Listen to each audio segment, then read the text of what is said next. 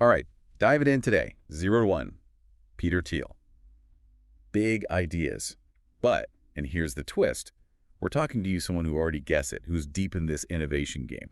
So less about the basics, more about how Thiel's framework hits different when you're actually out there building these, world-changing companies. Exactly. We're skipping the intro course, going straight to the masterclass. Let's see how these ideas hold up in the wild, especially since the tech landscape has, well, it's morphed quite a bit since the book came out. Right. Okay, so Thiel kicks off with this question, and it's deceptively simple. What important truth do very few people agree with you on? But, and here's the thing, if you're building or analyzing, genuinely innovative ventures, where's the real difficulty in answering that honestly today? Is it finding the non-obvious, or is it more about the, I don't know, the guts to act on something everyone else thinks is crazy? I think it's a bit of both, honestly. I mean, especially when you're in the trenches, right? There's this constant pressure to follow what they call it, the best practices, but so much of that is just noise. So sifting through that to find a genuinely contrarian insight, that's tough. And then, yeah, even if you do find it going against the grain, it can feel like career suicide. For sure. And that leads right into Thiel's big distinction, horizontal progress 1 to N, just copying what works, versus vertical, 0 to 1. That's the new stuff, the real breakthroughs. Where do you see founders today, especially knowing what they know, tripping up on that? Are we maybe too stuck on, like, iterating on existing models Yeah. instead of aiming for that genuine 0 to 1 leap? It's tempting to go for what feels safe. You find a model that works, you tweak it. Boom, market validation. But true 0 to 1, it's almost like solving a problem people didn't even know they had. It's inherently unpredictable, and that scares people. Founders, investors, everyone. He uses these pretty stark examples to illustrate that, right? China doubling energy production, but using current tech. So pollution also doubles.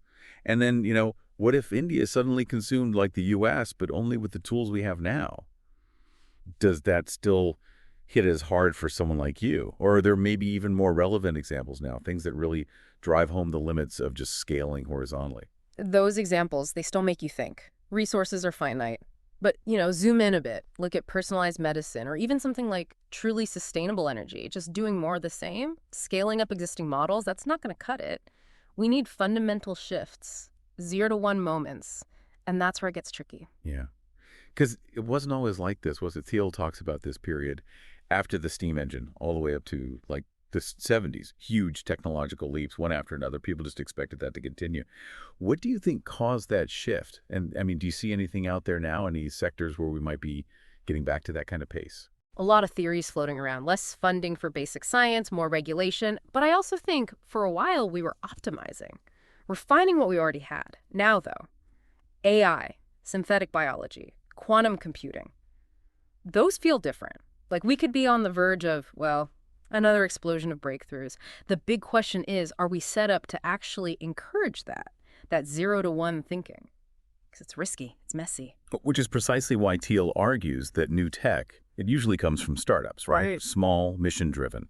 From your perspective, what is it about that environment, that structure, that makes them better at this radical innovation stuff compared to, the big guys? He nails it with the bureaucracy and the whisker version. Big companies, they have so much to lose, so many stakeholders. Startups, they're built for speed, for experimentation. And this is key. They usually have this one laser-focused vision. It's almost an obsession.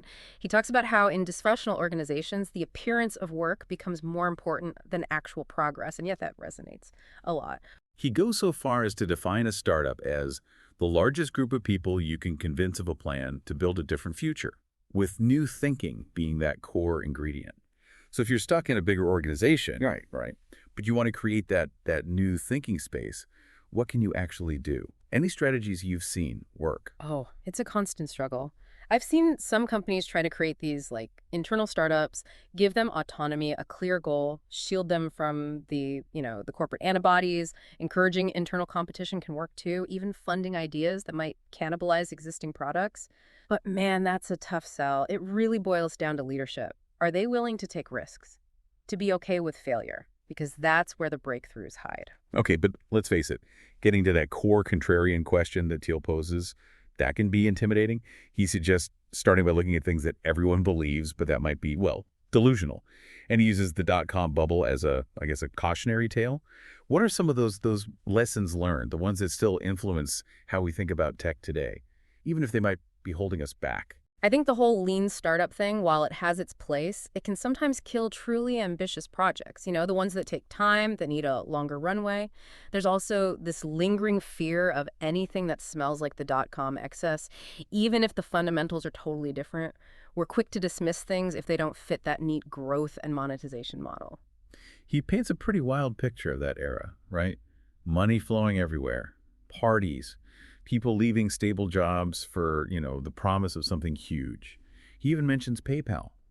Their initial mission was to create a new internet currency.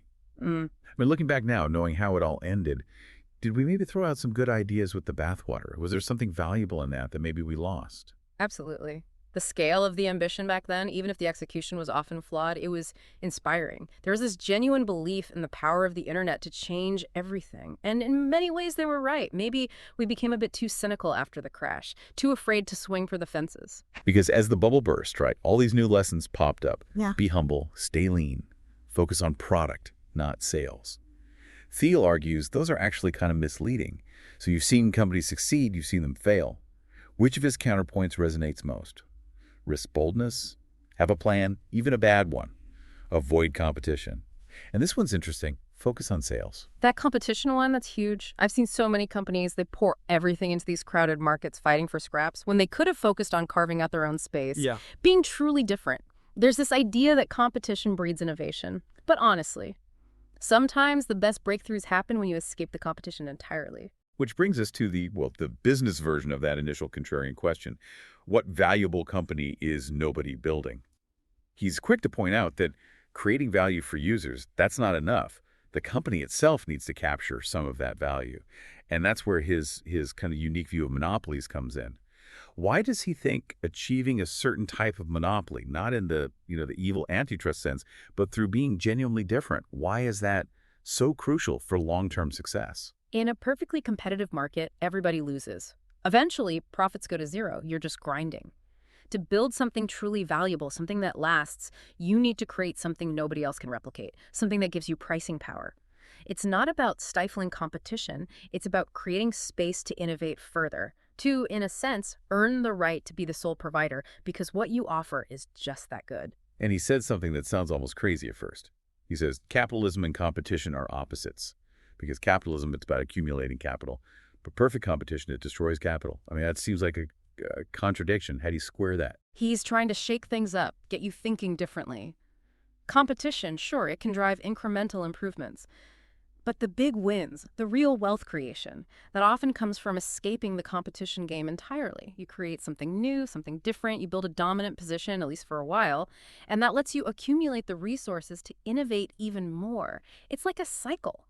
Monopolies built on innovation eventually get disrupted by the next wave of even better monopolies. And then there's this whole thing about the lies people tell about competition and monopolies. Monopolists, they downplay their dominance.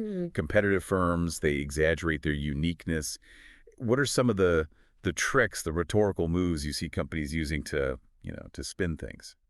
In competitive markets, you see a lot of focus on tiny differences. A slightly better button, a slightly lower price. Anything to create the illusion of being special. Monopolists, on the other hand, they'll define their markets super narrowly, or they'll talk up potential competitors that, don't really exist yet. You have to look past all of that. What's the underlying value proposition? How defensible is it? This all ties into his concept of monopoly capitalism.